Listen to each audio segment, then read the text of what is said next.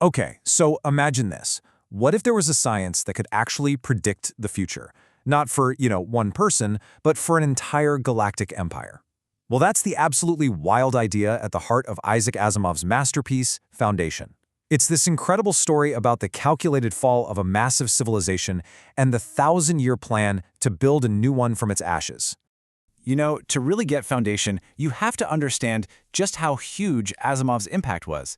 As the author David Brin said, he didn't just write about cool spaceships. He built entire worlds around systems, around societies, and the massive sweeping forces of history. And the core of that whole vision, it comes down to one incredible, kind of radical idea. And that idea is psychohistory. Now, what makes this so genius is how Asimov explains it. He says, look, you can never predict what a single person is going to do. People are just too chaotic. But a quadrillion people spread all across the galaxy, their collective actions suddenly become statistically predictable. It's almost like the molecules of a gas in a bottle. You don't know where one molecule is going, but you know exactly how the gas as a whole will behave. This isn't fortune-telling, it's just pure math. And all of this brings us to the man himself, Hari Seldon, and the colossal problem his science has just uncovered. It's like a giant cosmic chess game, and Seldon is the only person alive who can see the entire board. So for 12,000 years, the Galactic Empire has ruled from its capital, Trantor, an entire planet that is one massive city, a city of 40 billion people, all encased in metal. But if you look closer, you start to see what Seldon's math has revealed, a deep, deep sickness. The empire is stagnating. It's not creating anything new anymore. It's just maintaining. And the rot is starting to set in. And Seldon's prediction? It's terrifyingly specific. His math is crystal clear. The great empire will collapse within 300 years. And what comes after? 30,000 years of chaos, of barbarism, and interstellar dark ages. I mean, that is a true galactic nightmare. So you can imagine, the empire's leaders do not like hearing this one bit. They haul Seldon in and put him on trial for treason. But here's the kicker. This is exactly what he predicted would happen. He masterfully plays the court and he proposes a solution. Exile me, he says, and 100,000 of the galaxy's best and brightest minds to a remote little planet called Terminus. And what will they do there? Oh, they'll just preserve all human knowledge in a great Encyclopedia Galactica. The Empire, of course, agrees, just happy to get rid of this crazy old man. But that encyclopedia was just the start. The real test of Seldon's whole plan would come in the form of what he called a Seldon Crisis, a perfectly engineered moment of truth where the new Foundation would be forced to adapt or die. So let's dive into the first one. So, 50 years fly by. The scientists on Terminus are busy compiling their encyclopedia, just like they were told. But out in the rest of the galaxy, just as Seldon predicted, the Empire is starting to crumble at the edges. Local warlords have carved out their own little barbarian kingdoms, and the biggest one, Anacreon, is now staring at the tiny, basically defenseless Foundation with some very, very greedy eyes. The scientists who are running the Foundation, they're totally paralyzed. They still think the Empire is going to swoop in and save them. But a new kind of leader emerges, a politician named Salvor Hardin, and he gets their new reality. He lives by a simple, really powerful idea. Violence is the last refuge of the incompetent. He just knows there has to be a smarter way than fighting a war they could never, ever win. And then, right at the absolute peak of the crisis, when things couldn't get any worse, the time vault that Seldon left behind just automatically opens. A perfect hologram of Hari Seldon appears, sitting in his wheelchair, looking like not a single day has passed. He's finally here to tell them what's really going on. Can you just imagine the shock? 50 years of their life's work. A lie. Seldon's hologram drops the bombshell. The encyclopedia was just a distraction. It was a cover story to get the right people together in the right place, all while keeping them completely in the dark about the real purpose. The real goal was never to be archivists for a dead empire. No, it was to be the architects of a brand new one.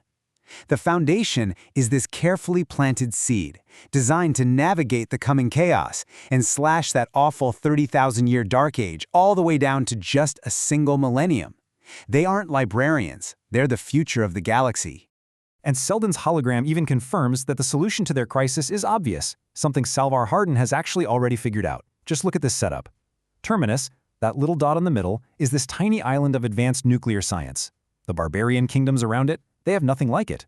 So by offering its technology to all four kingdoms, Hardin creates a perfect stalemate. None of them can afford to let another one conquer Terminus and get a monopoly on its power. It's a beautiful checkmate. So, the first crisis gets solved with some really clever diplomacy. But Seldon knew the galaxy wouldn't just stand still. The plan had to evolve.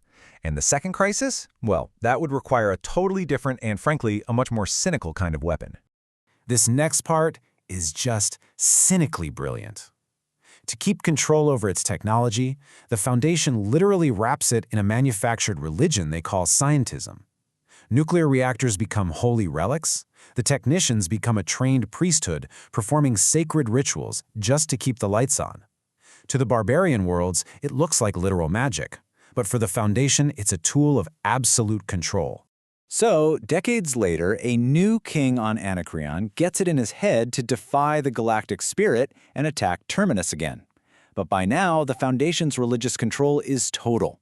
Anacreon's entire society, from its power plants to its hospitals to its warships, is completely dependent on this Foundation-trained priesthood to function. And Hardin's response is devastatingly simple. He doesn't send an army, he sends one message. The high priest on Anacreon, who is of course loyal to the Foundation, excommunicates the king. And instantly, every single priest on the planet walks off the job. The entire world goes dark, the population rebels against their king, and the war is over without a single shot ever being fired. Another perfect checkmate, this time using faith as a weapon. But you can't control everybody with faith forever.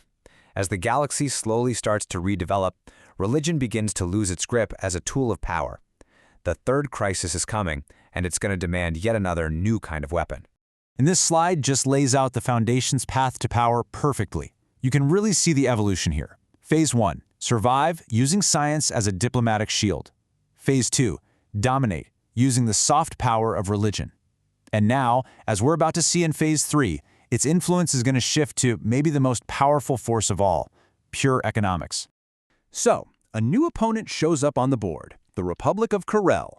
Now, these guys are too sophisticated for the Foundation's religion, and more importantly, they have old but still functional Imperial atomic warships. The old tricks just won't work anymore. The third Seldon crisis is officially on. Corel declares war, and they're expecting a huge fleet of warships to come meet them in battle. But the Foundation's new leader is a master trader named Haber Mallow, and his strategy is, well, it's radical. While Corel is gearing up for a big fight, Mallow's plan is to do absolutely nothing. He simply cuts off all trade. See, for years, Mallow's traders have been quietly seeding Corel's economy with Foundation-made goods, everything from personal gadgets to industrial machinery. When the war starts and the trade stops, their whole society just slowly grinds to a halt. Factories shut down, conveniences vanish, the people get angry, and after 3 years, Corel surrenders, defeated not by bombs or lasers, but by a lack of spare parts. And so, through science, then religion, and then trade, the Foundation just keeps growing, exactly as Hari Seldon's mathematics predicted it would. Each crisis forces it to evolve, pushing it down this pre-calculated path toward a new empire, all guided by the dead hand of a man who's been gone for centuries. And that leaves us with a really profound question that Asimov was asking all along. I mean, if the grand sweep of a galactic civilization can be predicted and guided, what does that say about our own? How much of our lives are really our own choices, and how much are we just being moved along by the invisible currents of history and economics and society, just following a path that was laid out long before we were ever born?